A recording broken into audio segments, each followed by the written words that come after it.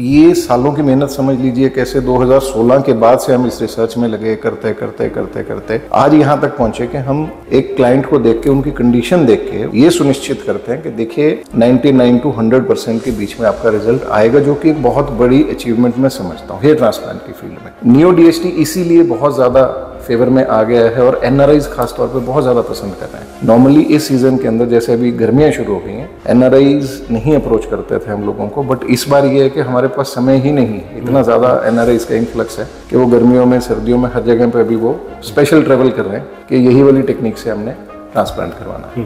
मैं हमेशा हर बार एक ही बात बोलता हूँ कि मशीन इंसान के बराबर पहुंच सकती है, उससे ऊपर नहीं हो सकती। Behind every intelligent machine there has to be an intelligent brain. वो वाली जो प्रैक्टिस है जिसमें जी व्हाट्सएप पे इमेज आई, नीचे सिर्फ पूछ लिया जी पैसे बताइए कितने हैं, तो मैं उसको हाईली डिस्कार्ड करता हूँ। मैं कहा आप कहीं और पता कर लीजिए, मेरा खाली ये वाला नहीं है कि आपको देखा, आप पैसे बताए और आप आ गए और मैंने कर दिया। अब यूनिवर्सल ये मशीन है, इसका छोटा रूप हमने निकालने की कोशिश करी, करते करते करते करते अब ये हमारी कई सालों की मेहनत है, ये इस साइज तक आ गए। अब आप कंपैरिजन देख लीजिए। हाँ। कुछ लोग ये भी पूछ लेते हैं कि सर ये हमें क्या फर्क पता लगेगा, आप तीनों में से क्या कर रहे हो। तो मैं कहा भाई मेरे पास 12 रुपए वाला प्रोडक्ट भी और 40 रुपए वाला भी है पर ग्राफ्ट, तो मैं तीनों ही ऑप्शन तो दे रहा हूँ आपको। अब ये तो नहीं होगा कि 10 में मैं 40 डाल दूंगा, 40 में 10 डाल दूंगा, ऐसा क्यों करूंगा। मैंने I am giving all the 3 options. देखिए टर्की का जो इनिशियल हेयर ट्रांसप्लांट का प्रोसीजर शुरू हुआ था, there were few plastic surgeon जिन्होंने मिलकर एक बहुत अच्छे लेवल पे करी थी। जहाँ गोरे जाने लग जाए तो वहाँ फिर वो लगता है कि यार ये इंटेलिजेंट है, if they are choosing this place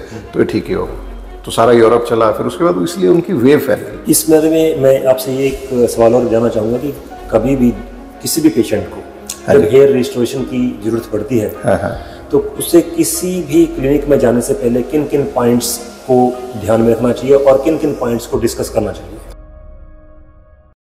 आज फिर से हमारे साथ एक सीनियर जर्नलिस्ट हैं। ये रूटीन जो जर्नलिज्म है उससे थोड़ा सा डिफरेंट काम करते हैं। ये टोटली डेडिकेटेड हैं towards medical journalism. Neo DHT जिसने हेयर रिस्टोरेशन के फील्ड में तहलका मचा दिया है, उसी के बारे में बात करने के लिए मैं यहाँ पे आया हूँ। और ये बताने में मुझे कोई हर्ज नहीं है, इसका रेफरेंस भी मुझे अपने ही कुलीग जफर इकबाल से, जो एक जाने माने टीवी जर्नलिस्ट हैं, उनसे मिला, जिनका हेयर रिस्टोरेशन डॉक्टर नव विक्रम ने करा और उनको 100% रिजल्ट्स मिले। उसी को देखते हुए मैं उसी टेक्निक के बारे में बात करने के लिए आज इनके पास पहुंचा। डॉक्टर नव विक्रम, मैं राइट सर शुरुआत यहीं से करना चाहूंगा कि ऐसा आपने ये नियो डीएचटी में क्या कर दिया है कि हेयर रिस्टोरेशन के फील्ड में तहलका मचा हुआ है। Right.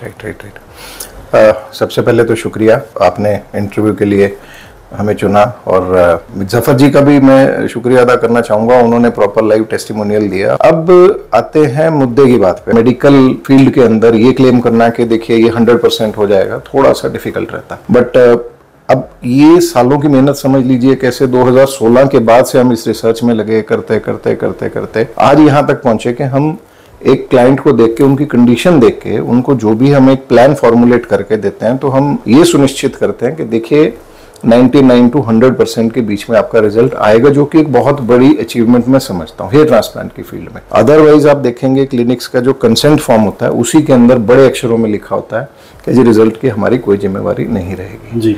We are the only clinic जो ट्रूथफुली इस चीज की रिस्पॉन्सिबिलिटी लेते हैं कि अगर हमने आपका केस टेकअप कर लिया, पहले तो ये है कि अगर आपका डोनर एरिया बिल्कुल ही किसी पॉसिबिलिटी में नहीं आ रहा है तो हम टच नहीं करेंगे, आपको पहले हम इन्फॉर्म कर देंगे कि देखिए ये संभव नहीं है, आप ट्रांसप्लांट नहीं करवाइए, not a good candidate. But अगर हल्का सा भी कोई स्कोप है तो फिर हम उस रबड़ को स्ट्रेच करके वहां तक लेके जाते हैं जहां तक वो कि हमारी पॉसिबिलिटी होती है रबड़ टूटे ना। उस दिशा के अंदर जो नियो डीएचटी है, एक तो मैंने आपको बताया रिजल्ट्स की, इसके अंदर हमें फर्स्ट लेवल पे श्योरिटी मिल जाती है। जो इनिशियल हमने एक प्रोटोकॉल डिजाइन किया है जिसमें डोनर एरिया की असेसमेंट है या आपके हेयर के कैलिबर का हमने देखना है, तो वो बहुत सारी चीजें कैलकुलेट करके हम नियो डीएचटी इसीलिए बहुत ज्यादा फेवर में आ गया है और एनआरआईज खास तौर पे बहुत ज्यादा पसंद कर रहे हैं। नॉर्मली इस सीजन के अंदर, जैसे अभी गर्मियां शुरू हो गई हैं, एनआरआईज नहीं अप्रोच करते थे हम लोगों को, बट इस बार ये है कि हमारे पास समय ही नहीं है, इतना ज्यादा एनआरआईज का इन्फ्लक्स है कि वो गर्मियों में, सर्दियों में, हर जगह पे अभी वो स्पेशल ट्रेवल कर रहे हैं कि यही वाली टेक्निक से हमने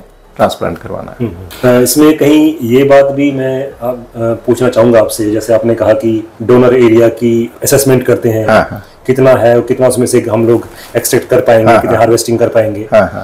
तो क्या आपको लगता है कि ये जो सारे पॉइंट्स आप कर रहे हैं, ये कहीं ना कहीं एथिकल प्रैक्टिस होने की जो आप फॉलो करते हैं, हाँ, उस वजह से भी क्लाइंटल इस तरफ मुड़ती है। डेफिनेटली। देखिए रवि जी, दोनों चीजें हैं। एक तो चलिए टेक्नोलॉजी पे हमने इन्वेस्ट किया, मेहनत करी, तो है क्या कि इंस्ट्रूमेंट एक अपनी जगह पे हो गया। मैं हमेशा हर बार एक ही बात बोलता हूं कि मशीन इंसान के बराबर पहुंच सकती है, उससे ऊपर नहीं हो सकती। Behind every intelligent machine there has to be an intelligent brain. वहां पे एथिक्स की बात आई थी। As far as medical field is concerned, तो जो क्लाइंट की असेसमेंट है वो बहुत ज्यादा जरूरी है। डॉक्टर की क्लाइंट से एक बातचीत होना, या जैसे हम लोग वर्चुअली भी करते हैं। फॉर एग्जाम्पल, हमें व्हाट्सएप पे एक इमेज आ गई, तो इमेज हमारे तक पहुंची, हमने देखा, एनालाइज किया, फिर हमें नजर आया कि यार इसमें अभी पॉसिबिलिटी नहीं लग रही, वीडियो मंगवाओ। वीडियो में भी हमें समझ नहीं आ रहा, फिर हम बोलेंगे यार एक बार लाइव कंसल्टेशन करते हैं।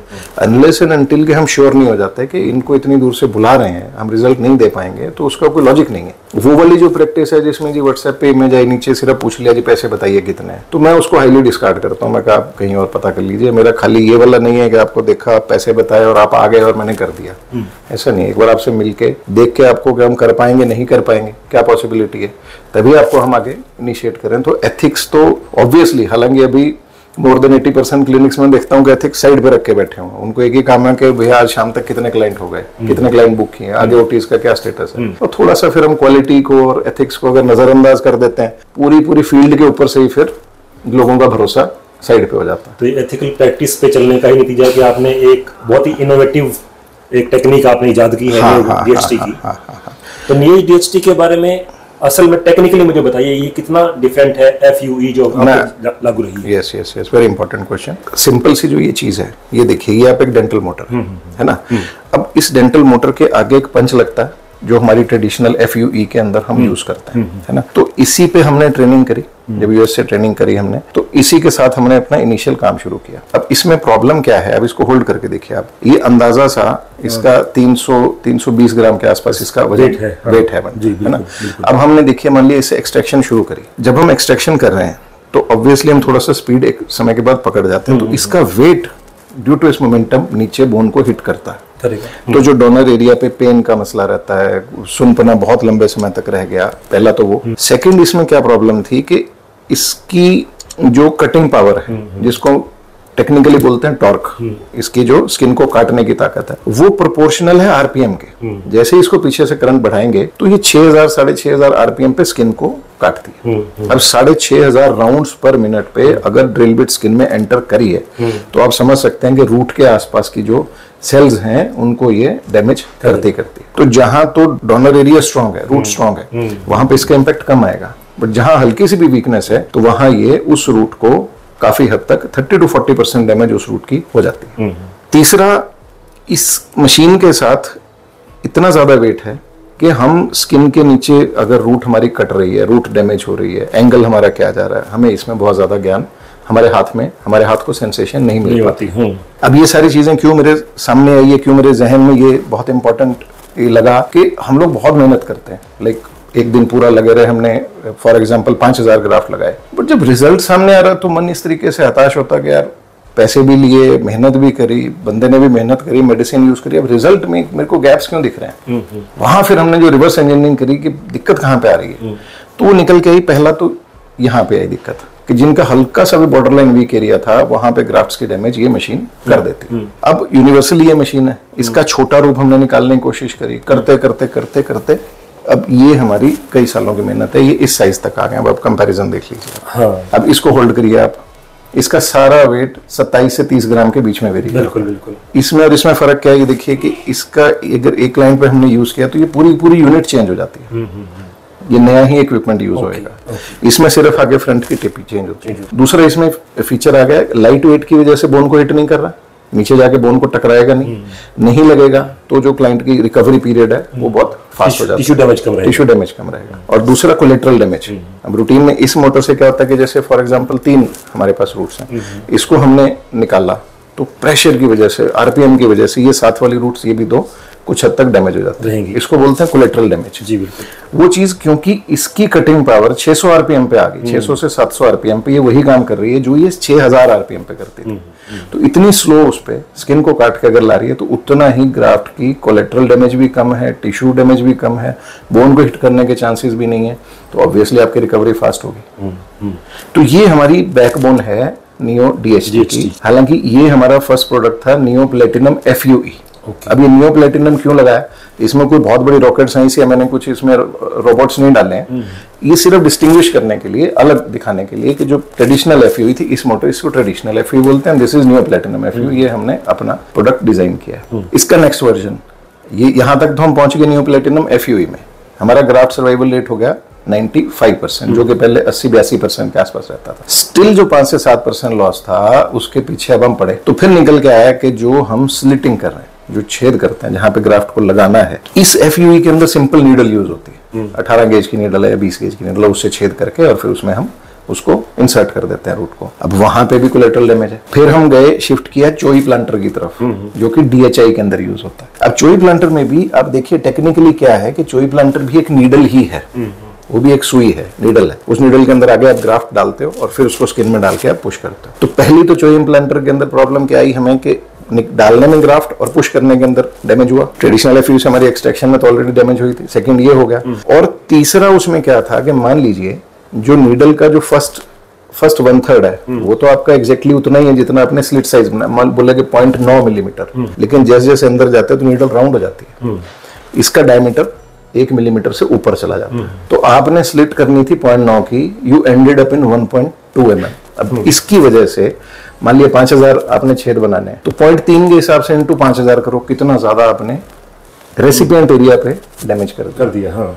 अब यहाँ हमने इंट्रोड्यूस किया सफायर प्लेट, हालांकि वो कॉस्टली है, काफी कॉस्टली है, क्योंकि बहुत कम यूज होता है, तो उसको बनाने वाले लोग नंबर्स कम होते हैं, तो पर पीस कॉस्ट बहुत ज्यादा लेते हैं। उस ब्लेड की खासियत क्या है कि उसका जो वॉल थिकनेस है दैट इज 0.1 मिलीमीटर से भी नीचे, और जो उससे हम पहले स्लिट करते हैं और जो फॉर एग्जांपल 5000 में स्लिट करी, दोनों का साइज और डेप्थ बिल्कुल सेम मिलेगी आपको। तो नियो डीएचटी के अंदर हमने एक तो ये मशीन से एक्सट्रैक्शन, जो इंसर्शन के लिए हमने सफायर ब्लेड यूज कर लिया, 2 ये हो गए फंडे, और तीसरा एक और हमने किया कि जो ग्राफ्ट को बाहर रखना है वो हम कल्चर मीडिया के अंदर उसको प्रिजर्व करते हैं। टाइमिंग कम है, टाइमिंग कम, हाँ कम। तो 3 चीजों की वजह से नियो डीएचटी बहुत। ये आपका ये जो आपने बताया पंच के बारे में, हाँ, ये आपकी अपनी इनोवेशन है? हाँ, ये मेरी इनोवेशन, ये इनोवेशन इन द सेंस जो इस मोटर की स्पेसिफिकेशंस है, ये ऐसे नहीं बन सकती, क्योंकि आप इतनी बड़ी मशीन का आप सारी वैल्यू निकाल के एक छोटे से उसमें डाल रहे हो, तो यहाँ पे आपको टॉर्क भी चाहिए, स्लो आरपीएम पे आपको टॉर्क भी चाहिए और साइज भी छोटा चाहिए। तो उसके अंदर बहुत R&D, बहुत माथापच्ची करनी पड़ी, सैंपल्स जाते बार बार, 6-6 महीने के बाद एक लॉट तैयार होकर आता, और फिर वो लोग एक मशीन नहीं बना के देते आपको, they give you lot of 5000-6000 देते हैं आपको पीस के, इतने आपको परचेज करने पड़ेंगे। तो बहुत ज्यादा रिसर्च कर करके ये फाइनल प्रोडक्ट यहाँ तक पहुंचे हम। तो ये अब हमारा एक फ्लैगशिप प्रोडक्ट अब तैयार हो चुका है। डॉक्टर नविक्रम, मैं इस बारे में ये भी जानना चाहूंगा कि नियो डीएचटी के जो एडवांटेजेस हैं, हाँ, वो as a layman, as a general patient एक जब हम लोग कंसीडर करेंगे तो FUE पे कितने भारी पड़ते हैं? देखो, आपने अप्रोच किया किसी क्लिनिक को या मान लो मेरे ही पास है, अब एज अ लेमैन अब आपको नॉलेज है तो आप इन चीजों को डिस्टिंग्विश कर सकते हो। एक आम क्लाइंट है, एक आम बंदा है, वो आके कंफ्यूज हो जाता है कि यार 3 अलग अलग वेरिएंट्स देने हैं। कुछ लोग ये भी पूछ लेते हैं कि सर ये हमें क्या फर्क पता लगेगा, आप तीनों में से क्या कर रहे हो? तो मैं कहा भाई मेरे पास 12 रुपए वाला प्रोडक्ट भी और 40 रुपए वाला भी है पर ग्राफ्ट, तो मैं तीनों ऑप्शन तो दे रहा हूँ आपको। अब ये तो नहीं होगा कि 10 में मैं 40 डाल दूंगा, 40 में 10 डाल दूंगा, ऐसा क्यों करूंगा? I am giving all the 3 options. जिन लोगों का देखो डोनर एरिया स्ट्रॉन्ग है, मसलन आपकी बात करता हूँ, हेयर थिक है, सारा कुछ है, एज प्रोफाइल के अनुसार आप अर्ली 40s में हैं, बट आपका जो आगे फ्रंट की अगर हम बात करें, हेयर लाइन रिसीडिंग ग्रेड 2 पे होगी मैक्सिमम, तो ऐसे केस में हम कुछ भी कर लेंगे, कोई भी टेक्निक उठा के डाल देंगे, हमें कुछ नहीं करना, सिर्फ नंबर ऑफ ग्राफ्ट थोड़े से एक्स्ट्रा कर देंगे।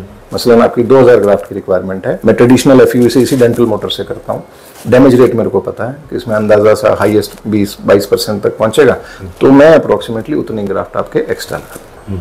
तो 2000 की बजाय मेरे को अप्रोक्सीमेटली 2400 ग्राफ्ट लगाने पड़ेंगे, 2500 लगाने पड़ेंगे, रिजल्ट आपका फिर बढ़िया है। ये तो हो गया ठीक। प्रॉब्लम वहां आती है जब हमारे पास 24-25 साल का बच्चा आ जाता है और ऊपर से सारा खाली ग्रेड 6 बॉलनेस है। नंबर ऑफ डोनर एरिया जो हेयर है उसके अंदर वो हमारे पास लिमिटेड है। अब ऐसी सिचुएशन में आप ये नहीं चाहोगे, रादर क्लाइंट भी नहीं चाहेगा कि जो मेरे बचे खुचे बाल हैं इनके अंदर से कुछ डैमेज हो जाए। तो यहाँ टेक्नोलॉजी का डिफरेंस आता है। तो तकरीबन 20 से 22% हम लोग इसके रिजल्ट को बेहतर मानते हैं as compared to traditional FUE। और ये ज्यादा सिग्निफिकेंट तब हो जाता है जब हम बात कर रहे हैं वीक डोनर एरिया की, ग्रेड 6 या ग्रेड 7 बॉल्डनेस की। अगर आपका डोनर एरिया ठीक है, थोड़े से बाल लगवाने, आप कुछ भी करोगे आपका काम चल जाएगा। ये चीज बहुत मोटे मोटे शब्दों में पूछूं तो FUE के जो ट्रीटमेंट कॉस्ट है, हाँ, और नियो DHT की ट्रीटमेंट कॉस्ट में लगभग कितने % का अंतर है? हाँ, मैं बताता हूँ। देखिए, पहले तो ये कि कंफ्यूजन नहीं करनी है अपने को, ये सारा FUE ही है। FUE मतलब कि एक एक रूट हमने निकाला। हमने क्या इनोवेट किया कि हमने इंस्ट्रूमेंट के अंदर चेंजेस किए।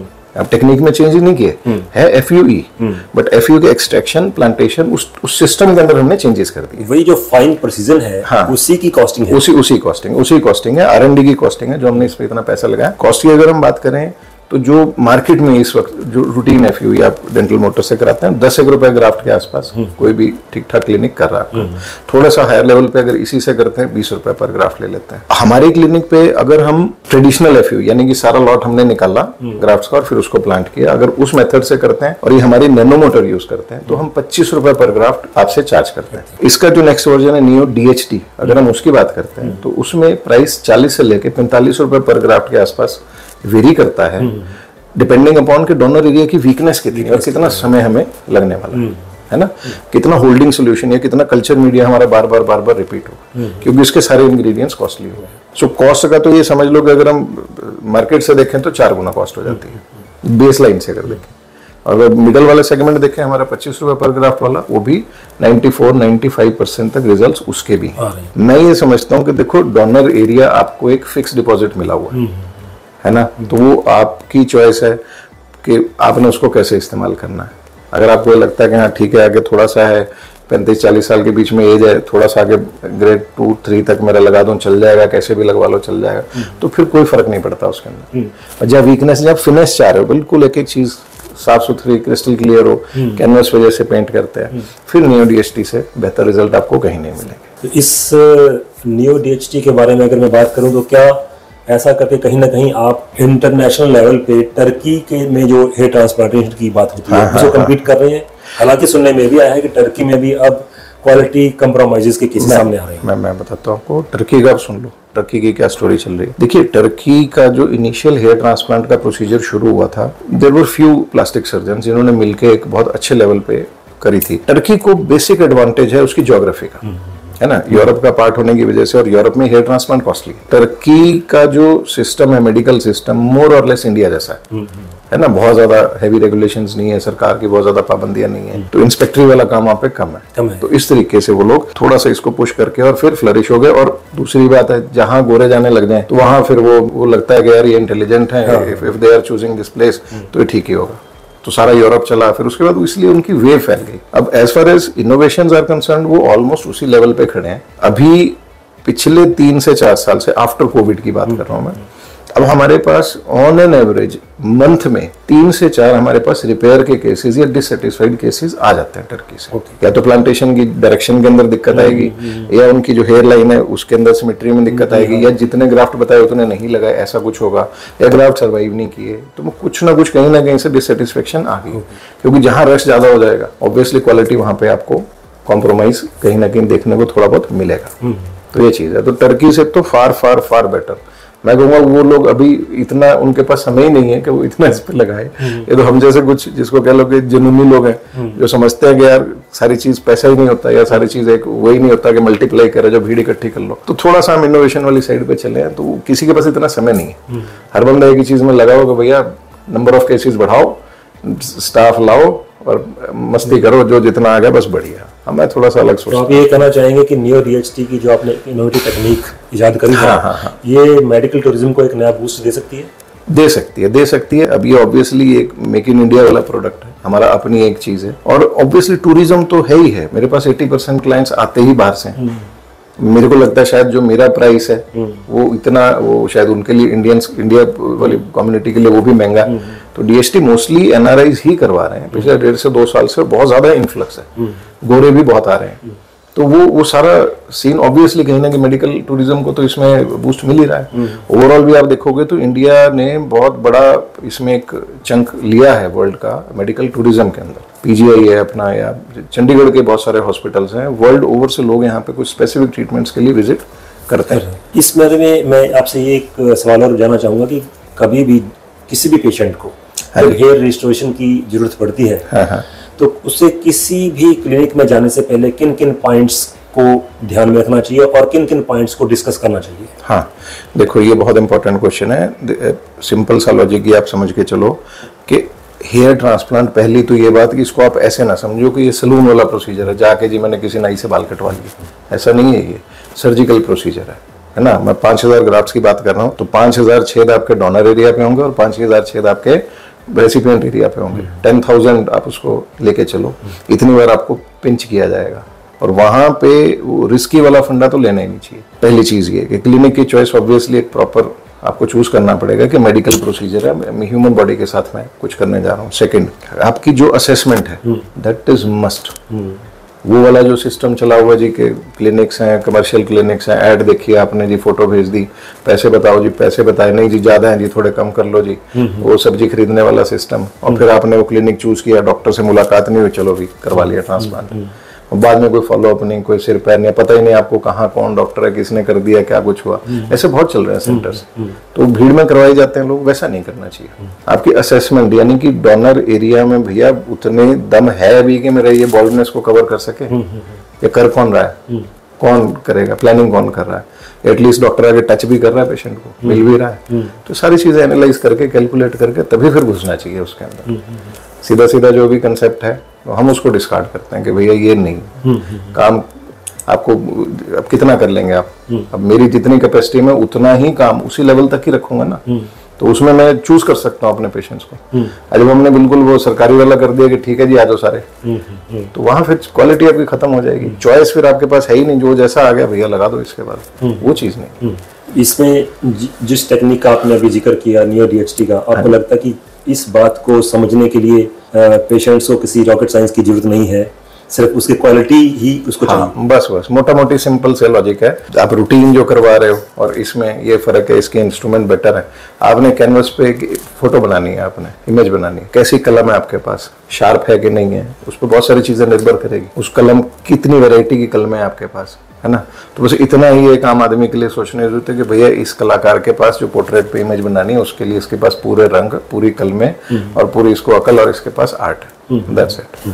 अगर हम एक नॉर्मल सुपरफिशियल लेवल पे बात करें तो टेक्निकली तो ऑब्वियसली अगर कोई ज्यादा डिटेल में चाहता है तो हम डिलीवर करते हैं अपनी सारी चीजें। इस टेक्निक से जैसे आपने बताया कि बहुत इसका फाइन प्रिसीजन है, इसी बात से जुड़ी हुई मुझे एक और बात याद आ रही है, जो आपने 8 साल पहले एक बियर्ड ग्राफ्टिंग का केस किया था, ब्रेक थ्रू केस था। तो उसी को आगे बढ़ाते हुए मैं कहूँगा कि ये जो न्यू टेक्निक आपके पास है, ये न्यू डीएचटी की, इसके बाद बियर्ड ग्राफ्टिंग जैसे एक्स्ट्रा प्रिसीजन की जिन केसेस में जरूरत है, इसमें और ज्यादा यस बिल्कुल। अभी रिसेंटली पीछे आप हमारे चैनल पे जाओगे तो हमने एक जेंटलमैन का किया था, तो उनकी एज थी 50 ईयर्स, जो अभी हमने रिसेंट किया।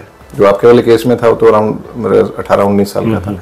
तो जेनेटिकली कुछ लोगों की ना बियर्ड नहीं होती, या होती है तो बहुत कमजोर होती है, और 22-23 साल के बाद उसमें फर्दर इंप्रूवमेंट की गुंजाइश नहीं रहती।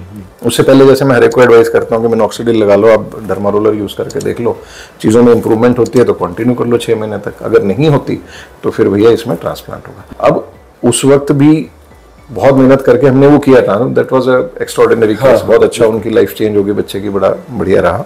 आपने स्टोरी उसकी पब्लिश करी थी। अब तो उसकी प्रिसीजन मतलब आप मानो कि उस समय से अभी 10 टाइम्स बेटर हो गया अभी, है ना। डेंसिटी दे के हमने चीजों को मतलब इंप्रेशन तो दे दिया, अभी कह के कम नंबर ऑफ ग्राफ्ट्स के अंदर एक एक रूट को हम इस तरीके से प्लेस कर सकते हैं due to this sapphire technique, कि उसमें आपको मुश्किल हो जाएगा ढूंढना कि आपको मैं पोस्ट वाली बाद वाली फोटो दिखाऊंगा, आपको होगा कि इसमें क्या विशेष है, फिर आपको पहले वाली दिखाऊंगा, आप करे भैया तो वाकई कमाल हो गया, भाई ट्रांसप्लांट है ये। तो इतना ज्यादा प्रिसीजन आ चुका है अभी इसके अंदर।